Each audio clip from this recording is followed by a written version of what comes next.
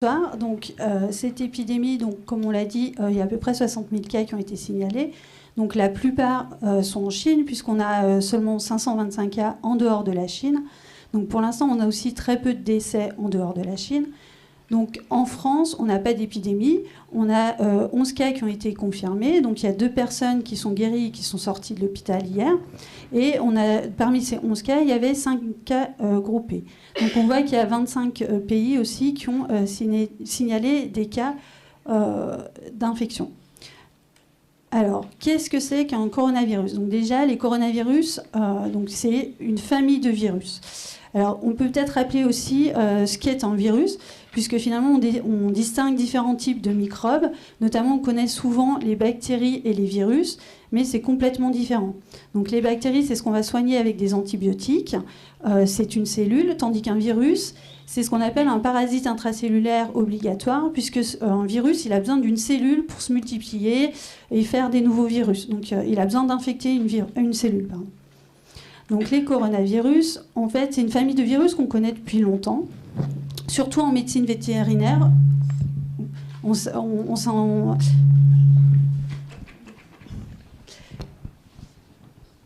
Donc, on connaît beaucoup de coronavirus. On en retrouve aussi bien chez les animaux de compagnie ou les animaux d'élevage. On va en retrouver aussi dans la faune sauvage.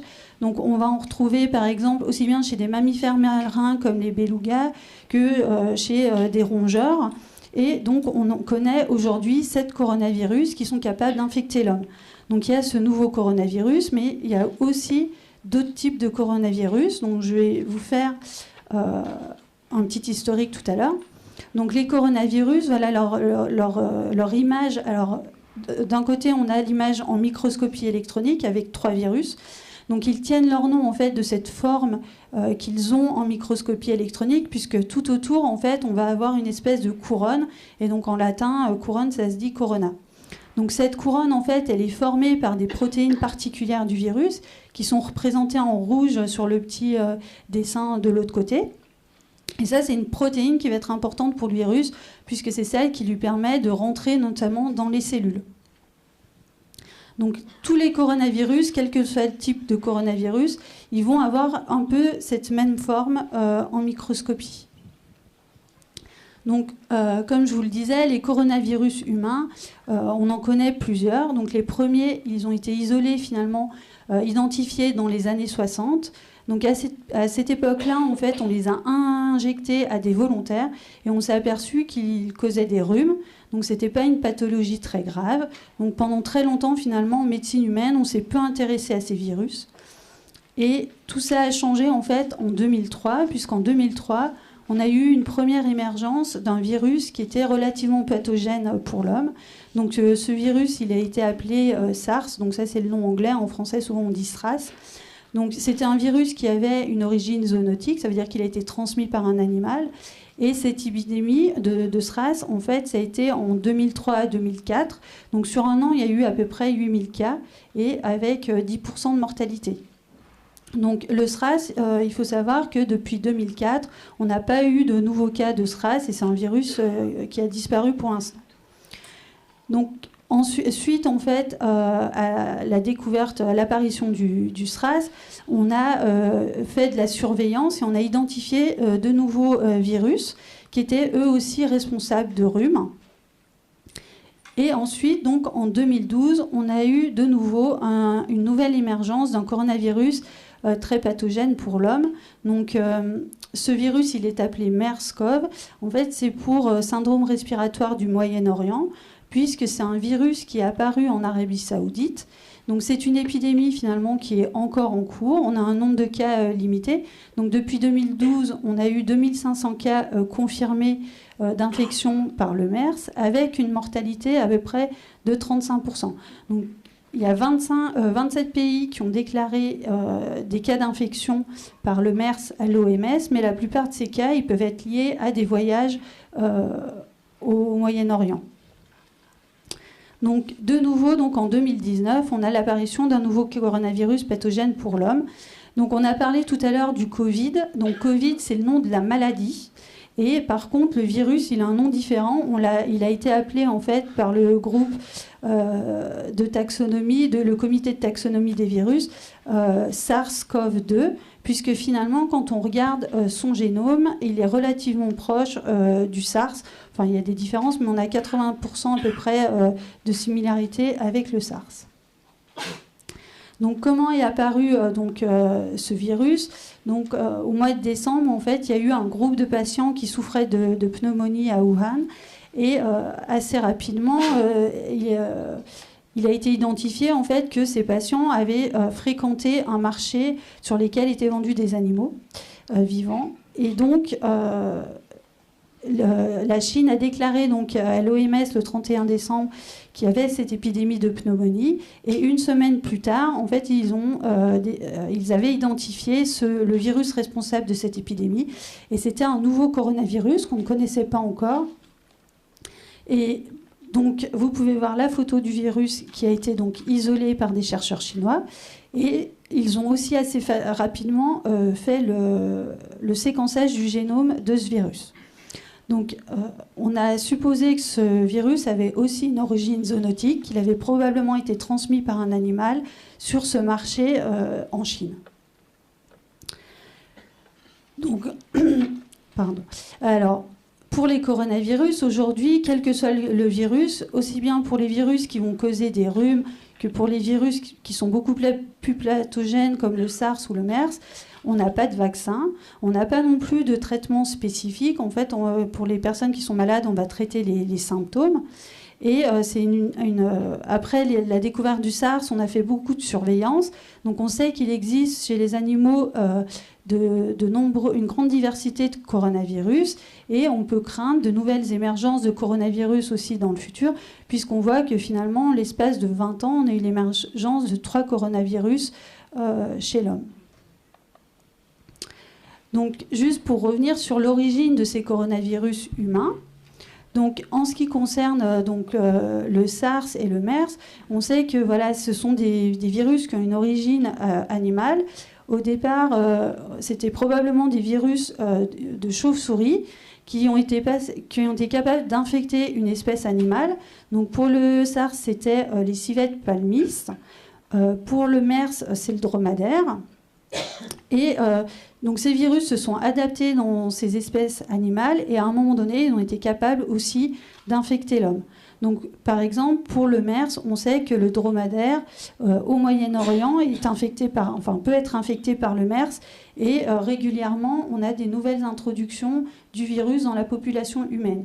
Puisque le MERS, c'est un virus qui se transmet très peu d'homme à homme, mais du coup, l'épidémie continue. Enfin, on a régulièrement de nouveaux cas, puisque malgré les mesures de quarantaine, on a cette réintroduction par les dromadaires du virus dans la population humaine. Donc, en ce qui concerne ce nouveau coronavirus, c'est probablement aussi au départ un virus de chauve-souris. Donc là, les dernières informations qu'on a pu avoir, qui restent à confirmer, suggèrent que le pangolin pourrait être l'hôte intermédiaire en fait, entre la chauve-souris et l'homme. Merci Sandrine. Donc, pour l'instant, vous avez du coup spécifié qu'il y a une véritable absence en fait de traitement, pas de vaccin effectivement contre ce nouveau coronavirus. Face à cela, est-ce qu'on tend à aller vers une épidémie mondiale? Jean, vous pouvez peut-être revenir vers nous à ce sujet, puisque vous avez pris part aux discussions internationales de l'OMS ces derniers jours à Genève. Et l'OMS parle de graves menaces pour le reste du monde. Est-ce que, selon vous, on doit craindre justement une épidémie mondiale? Oui, il y a un risque, bien sûr, en fait, parce qu'on voit une progression relativement importante. On voit une progression relativement importante en Chine du nombre de cas. Et même si on était un peu plus optimiste en début de semaine, les nouvelles approches diagnostiques qui ont été appliquées cette semaine, enfin depuis hier, montrent une augmentation relativement importante du nombre de cas aujourd'hui.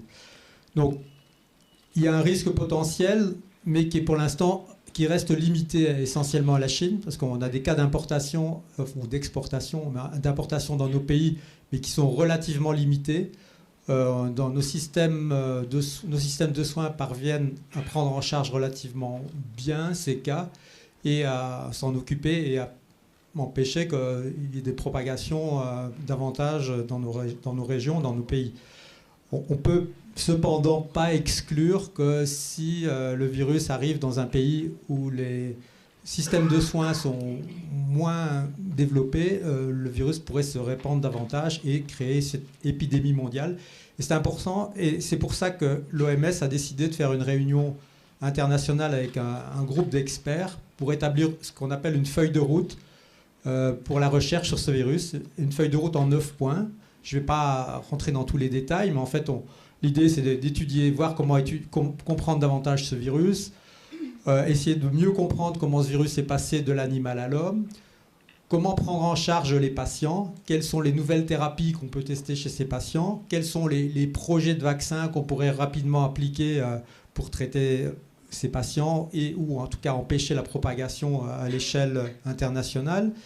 Et aussi, bon, il n'y a pas que la recherche médicale pure et dure, il y a les recherches en sciences sociales. C'est important aussi de prendre en compte des facteurs humains dans cette propagation. Quels sont les moyens de communication? Quelles sont les choses qui sont acceptables auprès du public pour essayer de prévenir la propagation de ces infections? Par exemple, le port du masque, l'hygiène des mains, toutes des questions qui sont importantes et sur lesquelles l'OMS a décidé d'établir une feuille de route.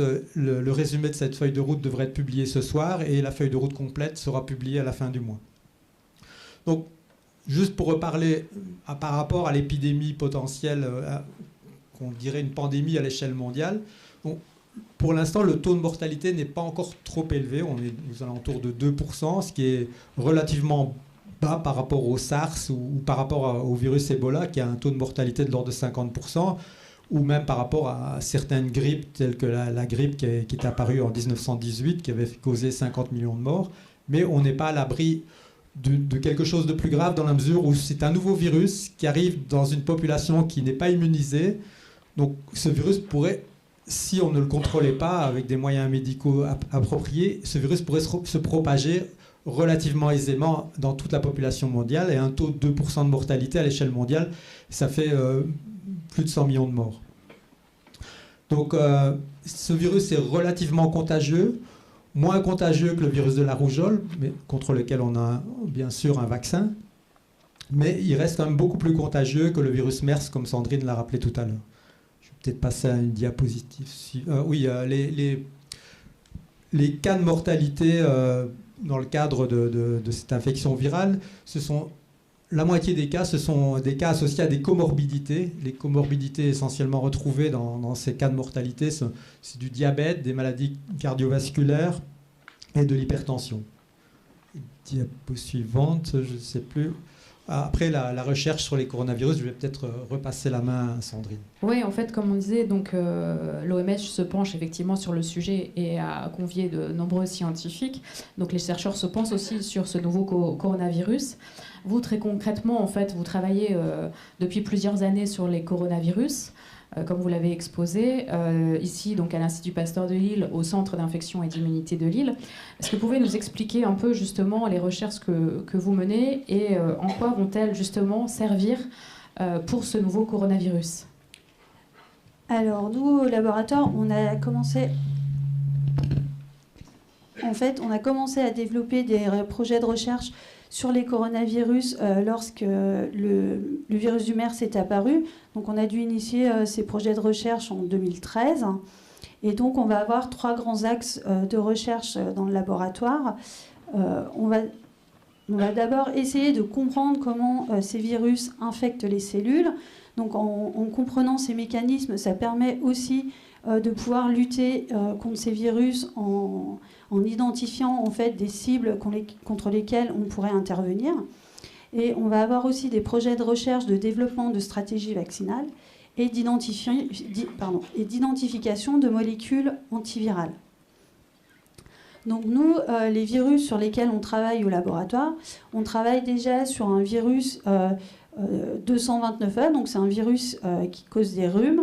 Donc on l'utilise comme modèle puisque c'est un virus en fait qui est moins dangereux. Donc pour travailler sur les virus, on va avoir ce qu'on appelle des niveaux de confinement qui vont être plus ou moins élevés en fonction de la dangerosité du virus.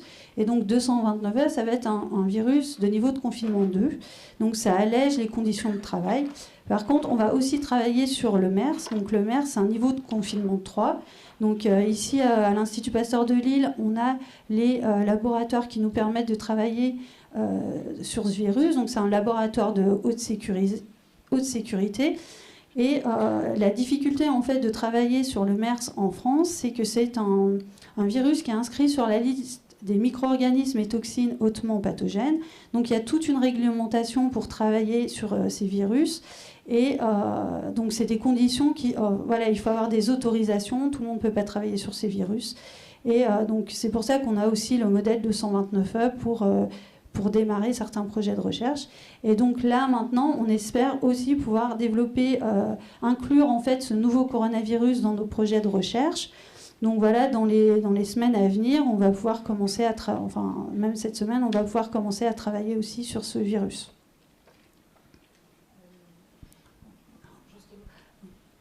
Ça va arriver. Voilà. Donc effectivement, donc, ça fait plusieurs années que vous travaillez sur les coronavirus. Est-ce que justement toutes ces recherches vont vous permettre aussi d'aller plus vite aussi par rapport à ce nouveau coronavirus et de collaborer avec l'ensemble justement de la communauté scientifique pour accélérer les recherches et avoir une piste de traitement ou de vaccin? Parce que c'est l'idée aussi qu'a lancé le directeur général de l'OMS de justement communiquer ensemble au niveau des équipes de recherche mondiales pour faire avancer la recherche et un possible vaccin. Oui, c'est sûr qu'on a déjà appris des choses, la communauté scientifique a déjà appris des choses des épidémies précédentes, notamment pour essayer de développer des vaccins. Il y a des choses qui ont déjà été faites sur le MERS et le SARS, donc qui permettent de donner des connaissances qui pourront être applicables à ce nouveau virus. Il y a des mécanismes communs à cette famille de virus. Donc on bénéficie de toute la recherche qui a été faite avant. Et je voudrais peut-être juste ajouter qu'en fait la priorité numéro 1, ce sont des médicaments, des nouvelles molécules